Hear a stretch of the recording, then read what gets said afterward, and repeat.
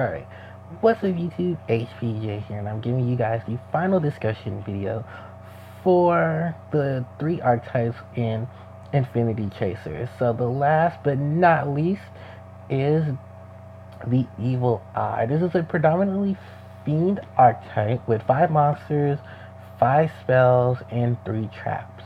And they all revolve around this card. This is the Evil Eye of Selene. Yeah, they made that an archetype in Yu-Gi-Oh! Can you believe that?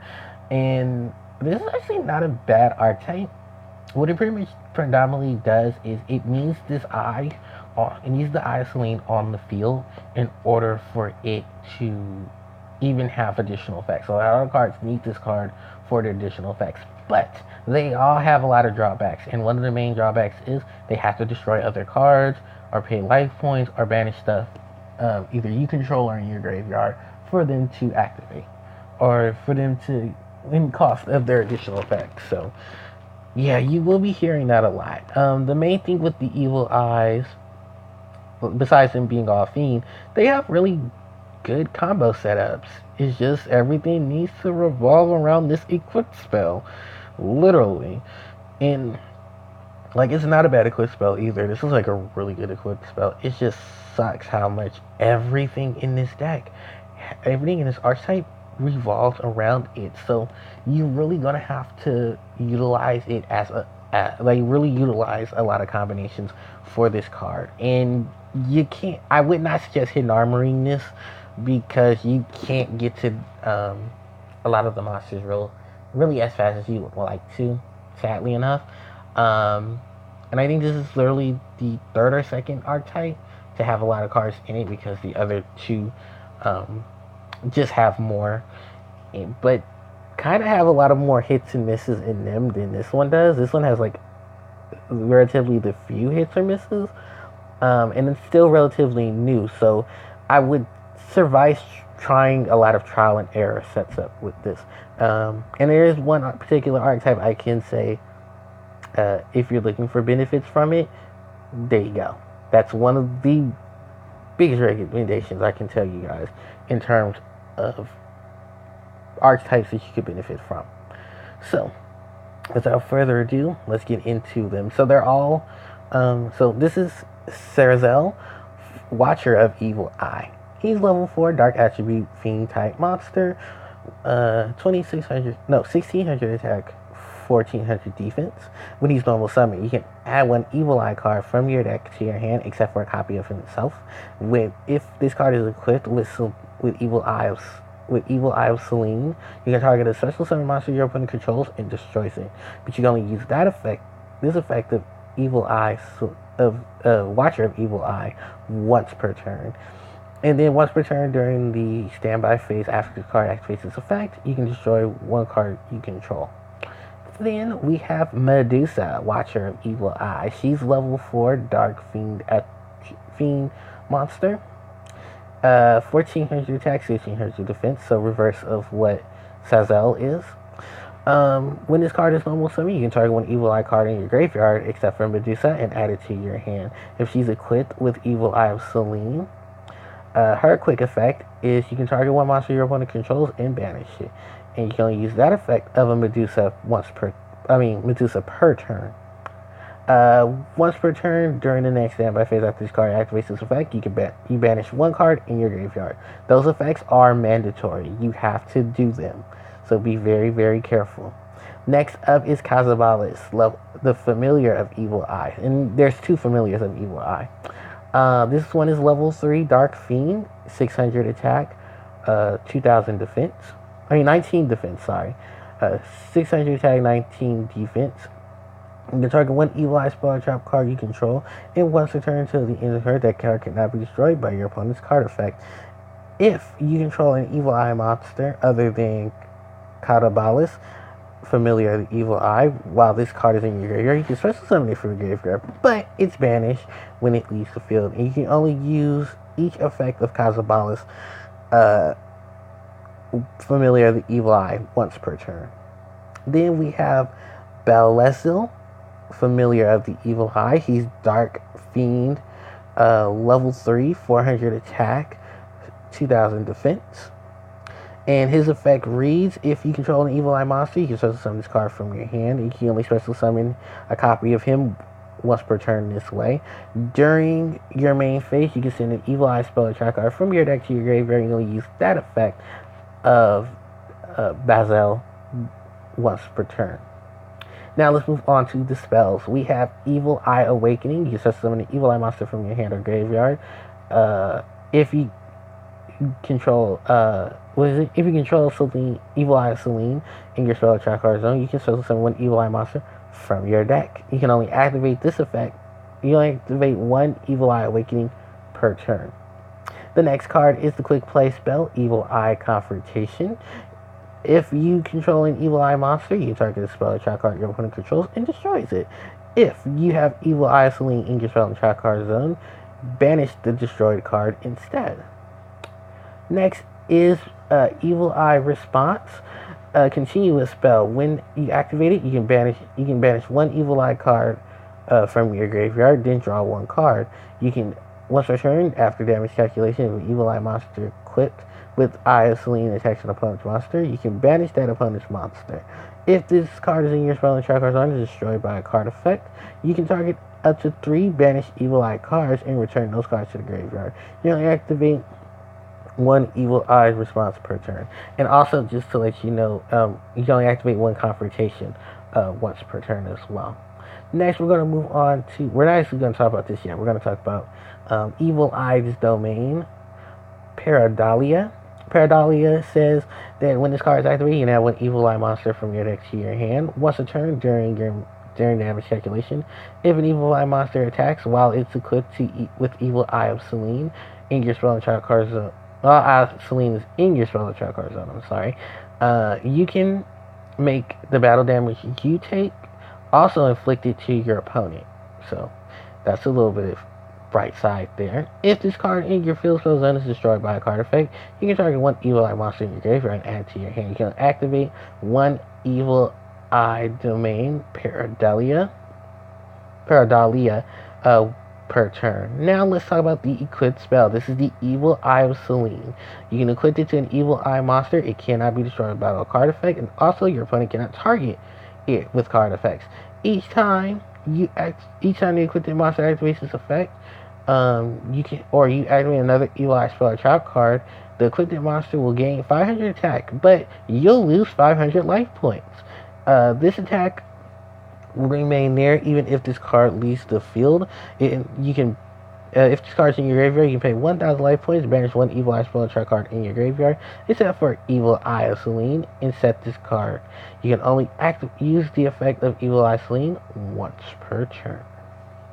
Now let's move on to the traps. The first trap is normal trap card, Evil Eye Defeat. If you control an Evil Eye monster, you can target one monster your opponent controls, up to 2 if Eye of Celine is in your spell or trap card zone, and return those cards, return them to hand. You can only activate a copy of Evil Eye Defeat per turn. Evil Eye Mesmerize, continuous spell. Continuous trap, sorry. When your opponent special summons a monster or monsters, you can activate this by taking control of one monster special summoned in attack position whose attack is less than the Evil Eye monster you control. If this card leaves the field, destroy that monster. If that monster leaves the field, destroy this card. While Evil Eye of Celine is in your spell and trap card zone, the targeted monster is treated as an Evil Eye monster, and you can only activate one Evil Eye Mesmerize per turn. And the last of the trap cards is Evil Eye Retribution. When a spell or trap card is activated while you control an Evil Eye monster, you negate the activation, and if you do, destroy that card. If Evil Eye Celine is in your spell and trap card zone, the card's activation and effects this card's effect and activation cannot be negated, and you only activate one Evil Eye Retribution per turn. The last card is Zezreal, Ruler of the Evil Eye. Link 3, Dark Attribute Fiend, 2600 attack, points up, bottom left, and bottom right. 2+ Evil Eye monsters. If this card was link summoned during using a monster that was 2600 points or more in attack as material. This card can attack twice during each battle phase.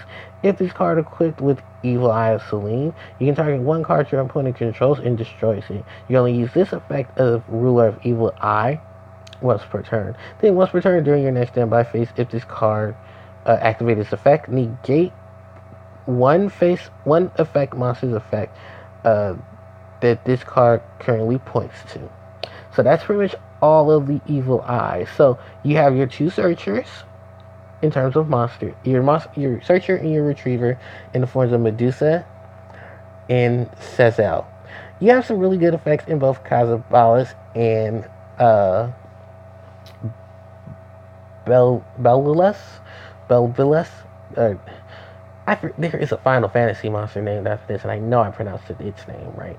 But yeah, both of the level 3s aren't bad themselves, but I think most people will just focus on the level 4s because you have the Searcher and you have the Retriever. The only downside to them, of course, is that Evil Eye. You need Selene to do a lot of things in this deck, and a lot of their effects honestly have their backdraws. You know, you gotta destroy something or banish a card in your graveyard, which isn't too much there because when you have something like Evil Eye of Repose, you have the effects of your Filth Spell Domain, you're really okay with destroying a lot of your own stuff because at that point you can just retrieve a lot of your own stuff and keep a lot of your stuff going with a lot of their own effects. Love the counter trap that only works on spells and traps. So if you're trying to deal with monster effects, you're going to have to pull something else out of your hat, like Solemn Strike, Solemn Warnings, and that there isn't really much here in terms of extra deck. So you can use cards like Pot of Extravagance if you need draw power. Even though I think there is a little bit of draw power in terms of Evil Eye, Repose, I think a lot of people probably prefer a lot of that draw power. Because you're setting so much stuff anyway, it could be opposed. Maybe you could run Card of Demise. I'm not sure. Don't quote me on that. And that's only if it's a situation. But I think Pot of Extravagance is just a lot more resourceful because with only one extra deck monster, really you're going to be using. This is more so of a beat down anti-meta deck. And at that point, do you really care about what else is in your extra deck? You just Pot of Extravagance it away and not be too hurt about it until like game 2 or 3. But then you can just swap out the Pot of Extravagance. For the most part, like with everything else, you have a Compulse, you have a MST, you have your little pot of you have your little reverse foolish, you have your little spell version of Burial from a Different Dimension. You have your boss of you have your pretty much your main card, which is your equipped spell, and a lot of benefits from it. Even though you're gonna be taking life points every time you trigger something. So be careful of that as well. But for the most part, you're pretty much set here and there. You have social summoning, you have searching. This deck has multiple Rodas. He has multiple searches and retrieval. So you're going to be pretty good. You're going to be pretty set. And even the lesser mooks can do some damage and can do some results. Now, in terms of the Ruler of Evil Eye, he's very good in terms of setup, and I don't see much drawback to him. Even his negate effect, because you don't have to have anything for him to point at unless it's your opponent's, and then just point at that, because there's no backdraw to these. Like, it doesn't say if you can't do this action, destroy this card or anything. It just says you need, once a turn, this will happen. If this doesn't happen, there's no backdraw to it. So even if you can't find nothing to negate that he points to, you still have all your other card effects to go off. So you'll be perfectly fine, and you don't really have to worry about much. Even with the banish, you still have Repose to send a lot of those cards back anyway. So you're pretty good. Another card, the archetype that I would closely say people are going to be using, I've seen use, is the artifacts, because you can blow them up and get a lot of their effects going, especially during your opponent's turn, because that next standby phase can mean your opponent's turn. And you can blow up Artifact Scythe, you know, like Round Tech, you can blow up Lancia, and all those nice little artifacts and get their effects going. I was going to suggest her guy from the Underworld, and the reason why I'm only like bringing her up in this moment is because the other two monsters in Archetype are level 3 fiends. And what does she work well with? Level 3 fiends. She isn't an evil eye, which sucks.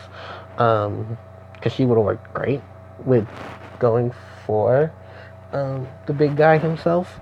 But for the most part, I mean, you have other link monsters you can exceed, and you can just generate a lot of board presence with her. That's why she's still at 1, because despite the fiend setup, I mean, Burning Abyss still can abuse her. A lot of here and there decks can abuse her. And yeah, I mean, Homegirl knows what she's doing. She just does it well, and that's why she's still at 1. I was going to suggest Foolish Burial of Goods, but this deck has a lot of retrieval in it, so maybe it still is a suggestion. I was also going to suggest, what's that spell? Metal Flow Fusion, but no, I think we'll cut them out just because of the fact that they're not needed. I'm sorry. This deck does a lot of its own milling and stuff. I mean, if you want additional stuff to assist to it, go right ahead, or you want additional cards to blow up and banish. If that's good for you, but it may not be good for everyone else if that's the case. And then, of course, the spells and traps that belong to the artifacts. Honestly, cards like Breakthrough Skill, Skill Prisoner, Lost Wind are also some good ideas as well, of cards of blowing up, and then you really don't care too much if they get banished or not. But my overall opinion about this deck is it's very, very straightforward. It knows what it wants to do, but it does have to rely on this equipped spell. This equipped spell does have a lot of benefits to it, trust me. Just looking at it and reading its effects, yeah, this thing has a lot of benefits to its archetype. It is just sad that it's like everything circulates around this card being on the field and being in presence. So if this archetype does get more support, I wouldn't be surprised if they like have another card that says this card is treated as Evil Eye of Selene, and then you can still do other effects. Similar to what Endymion's getting with that continuous spell, the one that treats itself as Citadel of Endymion. So I'm looking forward to it. I hope you guys enjoyed this video. Let me know what you guys think about the Evil Eyes and what things you would suggest for this. Because I will be building the decks soon, and hopefully we'll have all the deck profiles up for each before, I want to say maybe tomorrow or late afternoon tomorrow, but as long as they're up before Friday, you guys will have it. So thank you guys so much for watching. Don't forget to like, comment, subscribe. Like, comment, share, and subscribe, and hit the bell for more notifications, because I will be making some videos soon. And don't forget about the live streams either. Puzzle and Dragons players, Puzzle and Dragons players, our live streams are on Saturday, and Yu-Gi-Oh players live streams will be on Sunday. And hopefully by the time this gets uploaded and everything, I'll have hopefully YGO Pro is updated, and I can fix the bugs are a little fixed up so that I can play these cards without trouble. So thank you guys, and I'll see you next time. ACJ signing out. Take care.